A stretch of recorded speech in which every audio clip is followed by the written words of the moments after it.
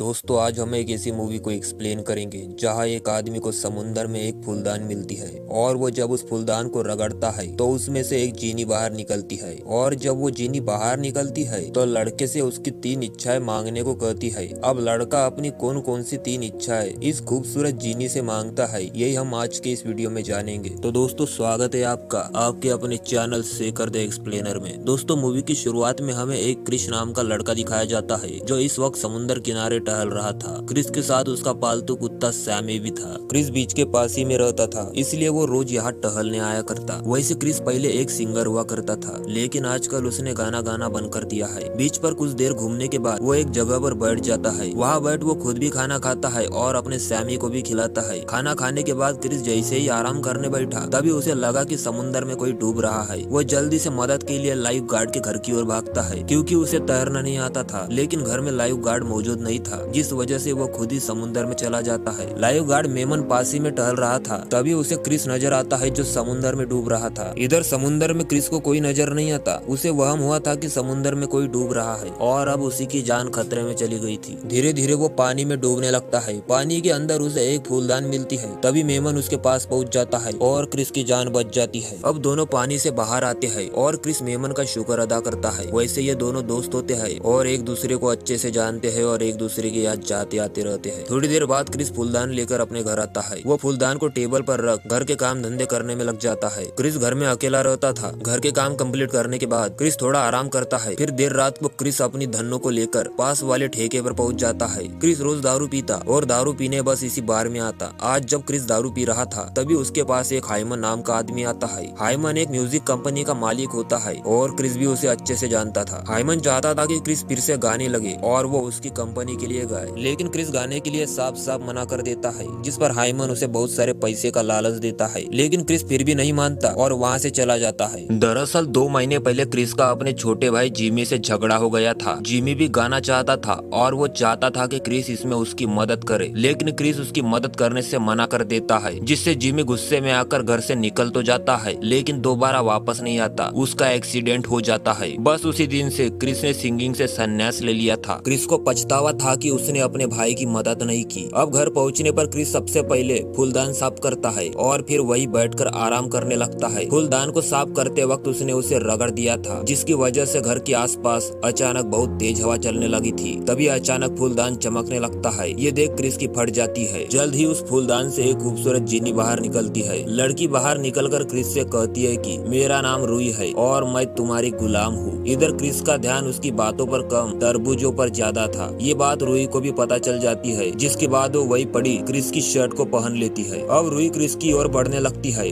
और क्रिस डर के मारे पीछे हटने लगता है। रूही उसे समझाती है कि मैं तुम्हारी 3 इच्छाएं पूरी कर यहाँ से चली जाऊंगी। क्रिस को उसकी बातों पर यकीन नहीं होता। वो खुद को संभाल कर मजाक मजाक में कहता है कि मुझे बारिश देखनी है। उसकी बात सुनकर रूही अपना जादू करती है और उसी वक्त वहाँ बिन मौसम बरसात शुरू हो जाती है। क्रिस जहाँ रहता था वहाँ बारिश नहीं होती थी, इसलिए वो ये देख काफी हैरान हो गया था। बारिश इतनी ज्यादा होती है कि क्रिस के घर की छत से भी पानी गिरने लगता है। क्रिस की पहली इच्छा पूरी कर रूही भी बहुत खुश थी। वो जल्दी जल्दी क्रिस की इच्छाओं को पूरा कर आजाद होना चाहती थी। कुछ देर बाद बारिश बंद हो जाती है। अब रूही क्रिस से उसकी दूसरी इच्छा पूछती है, लेकिन क्रिस कहता है कि मेरी कोई इच्छा नहीं और अब तुम यहाँ से जा सकती हो। उसकी बातें सुनकर रूही उसे समझाती है कि मैं तुम्हारी 3 इच्छा पूरी करने पर ही यहाँ से जा सकती हूँ। क्रिस के पास कोई इच्छा नहीं थी और रूही उसके बिना जा नहीं सकती थी, जिस वजह से रूही ये फैसला करती है कि वो क्रिस की दोनों इच्छाएं पूरी होने तक यही उसके पास ही रहेंगी। अब अगले दिन क्रिस घर के बाहर खड़ा था और इधर अंदर रूही उसके वो कपड़े ढूंढ रही थी जो उसे फिट आ सके। जल्दी ही क्रिस अंदर आता है। रूही उसे फिर पूछती है कि तुम अपनी बाकी की 2 इच्छाएं क्यों नहीं मांगते। तब उसे क्रिस अपने भाई की मौत का वाकया बताता है। साथ ही वो ये भी बताता है कि मेरे भाई की मौत के साथ मेरी सभी इच्छाएं भी मर गई। रात को क्रिस रूही को उसी बार में लेकर जाता है जहाँ वो अक्सर जाया करता। दोनों यहाँ आकर काफी ड्रिंक करते हैं। बार में मेमन भी मौजूद था। क्रिस रूही को मेमन से मिलाता है और फिर दोनों वापस घर चले आते हैं। आज दोनों ने काफी दारू पी ली थी, जिस कारण उन्हें कोई होश नहीं होता और दोनों हम बिस्तर हो जाते हैं। अगले दिन भी दोनों साथ घूमते हैं और काफी सारा टाइम स्पेंड करते हैं। वो कुछ वक्त झील के पास गुजारते हैं और फिर बीच पर घूमने चले जाते हैं। रात होते ही दोनों फिर से एक दूसरे के करीब आते हैं और साथ ही इंटीमेट होते हैं। अगले दिन हाइमन लिस नाम की एक लड़की के पास आता है। लिस भी यही रहती थी और वो क्रिस की अच्छी दोस्त होती है। हाइमन किसी भी तरह क्रिस को गाने के लिए मनाना चाहता था और वो लिस के पास इसीलिए लिए आया हुआ था। इधर रात को रूही और क्रिस फिर से इंटीमेट होते हैं, जिसके बाद रूही फूलदान में चली जाती है और क्रिस अपने बिस्तर पर सो जाता है। अगले दिन सुबह होते ही रूही घर के काम करने में लग जाती है। दोनों को साथ रहते कई दिन हो गए थे, जिस कारण दोनों दिल ही दिल एक दूसरे से प्यार करने लगे थे। रूही रोज क्रिस के लिए खाना बनाती और क्रिस मजे लेकर खाता। एक रात रूही क्रिस से अपने प्यार का इजहार करती है। वो क्रिस से कहती है कि मैं तुमसे बेहद प्यार करती हूँ। प्यार का इजहार रूही ने तो कर दिया था, लेकिन क्रिस कुछ नहीं बोलता। रूही उससे पूछती है कि क्या तुम भी मुझसे प्यार करते हो, जिस पर क्रिस कहता है कि मैं किसी जीने से प्यार नहीं कर सकता। क्रिस की बात रूही के दिल को लग जाती है और वो काफी रोती है। वो क्रिस से उसकी बाकी की 2 इच्छाएं पूछती है ताकि वो उसे पूरा कर उसकी जिंदगी से हमेशा हमेशा के लिए चली जाए, मगर क्रिस कुछ नहीं कहता, जिससे रूही बहुत गुस्सा होती है। जिसके बाद रूही बाहर जाने के लिए तैयार होती है। वो क्रिस के दोस्त मेमन के साथ बाहर जा रही थी। उसी ने मेमन को बुलाया था, जिसके बाद वो मेमन के साथ चली जाती है। जल्दी ही दोनों बार में आकर दारू पीने लगते हैं। इधर क्रिस भी दारू पी रहा था। रूही जिस तरह से मेमन के साथ गई थी वो उसे बिल्कुल भी अच्छा नहीं लगा था। रूही के जाने के बाद उसे एहसास हुआ कि वो रूही के बिना नहीं रह सकता। इसी बीच लिस क्रिस के पास आती है ताकि वो हाइमन के बारे में क्रिस से बात कर सके, लेकिन क्रिस तो पूरी तरह नशे में टल्ली था। फिर लिस क्रिस के लिए कॉफी बनाती है। कॉफी पीते पीते क्रिस उसे रूही के बारे में सब बताता है कि वो एक फूलदान से निकली जीनी है। इसी के साथ ही वो लिस को ये भी बताता है कि मैं उसे बहुत प्यार करता हूँ और उसी के पास जा रहा हूँ। थोड़ी देर बाद क्रिस रूही के पास पहुँच जाता है। वो उसे घर चलने को कहता है, लेकिन रूही उसकी बात नहीं मानती। वो कहती है कि तुम मुझसे प्यार नहीं करते, इसलिए मैं तुम्हारी बात नहीं मान सकती। रूही क्रिस पर बहुत गुस्सा थी। क्रिस उसे समझाकर घर ले जाना चाहता था ताकि वो उसे बता सके कि वो भी उससे बेहद प्यार करता है, जबकि रूही को लग रहा था कि क्रिस अपनी इच्छाएं बताना चाहता है। वो क्रिस से कहती है कि तुम यही अपनी इच्छाएं बताओ और फिर यहाँ से चले जाओ। क्रिस गुस्से में आकर बोलता है कि मेरी दूसरी इच्छा ये है कि मुझे एक साधारण लड़की मिल जाए। रूही कहती है कि तुम्हें जल्द ही एक साधारण लड़की मिल जाएंगी। अब क्रिस अपनी तीसरी इच्छा ये मांगता है कि रूही हमेशा हमेशा के लिए वही चली जाए जहाँ से वो आई थी। क्रिस की आखिरी इच्छा सुनते ही रूही की तबीयत खराब हो गई। क्रिस किसी तरह उसे संभालता है और अपने घर लेकर आता है। रूही की तबीयत इसलिए खराब हुई थी क्योंकि वो वापस जाना चाहती थी, लेकिन उसके पास उसका फूलदान मौजूद नहीं था। रूही ने क्रिस की तीनों इच्छाएं पूरी कर दी थी। क्रिस की तीसरी इच्छा थी कि रूही वही चली जाए जहाँ से वो आई थी। क्रिस की तीसरी इच्छा पूरी करने के लिए उसे फूलदान चाहिए था। तभी क्रिस को याद आता है कि फूलदान तो लिस के यहाँ है। वो जल्दी से लिस के यहाँ जाता है, लेकिन वहाँ उसे ना ही तो लिस मिलती है और ना ही वो फूलदान। लिस इस वक्त समुद्र किनारे बैठी थी और फूलदान उसी के पास था। लालच में आकर उसने फूलदान तो चुरा लिया, लेकिन उसमें से जीनी कैसे निकालते हैं ये उसे याद नहीं। अगले दिन लिस को अपनी गलती का एहसास होता है कि उसने लालच में आकर क्रिस को धोखा दिया है, जिसके बाद वो फूलदान क्रिस को लौटा देती है। जिसके बाद क्रिस रूही को लेकर समुद्र किनारे जाता है। जल्दी ही रूही फूलदान में समा जाती है और क्रिस फूलदान को समुद्र में बहा देता है। अगली सुबह भी क्रिस बीच पर ही मौजूद था। रूही के जाने के बाद वो इतना दुखी था कि वो रात को वही सो गया था। वो जैसे ही नींद से जागता है तो उसकी नजर एक लड़की पर पड़ती है। लड़की बीच पर ही टहल रही थी। वो क्रिस के पास आकर उसकी तबीयत के बारे में पूछने लगती है। ये लड़की बिल्कुल रूही जैसी दिखती थी और उसे देख तो क्रिस भी हैरान हो गया था, लेकिन तभी उसे समझ आ जाता है कि रूही ने उसकी दूसरी इच्छा भी पूरी कर दी है। और इसी सीन के साथ इस मूवी का यही दी एंड हो जाता है। दोस्तों, कहानी अच्छी लगी हो तो लाइक करें, अगले वीडियो के लिए चैनल को सब्सक्राइब करें। मिलते हैं अगले वीडियो में।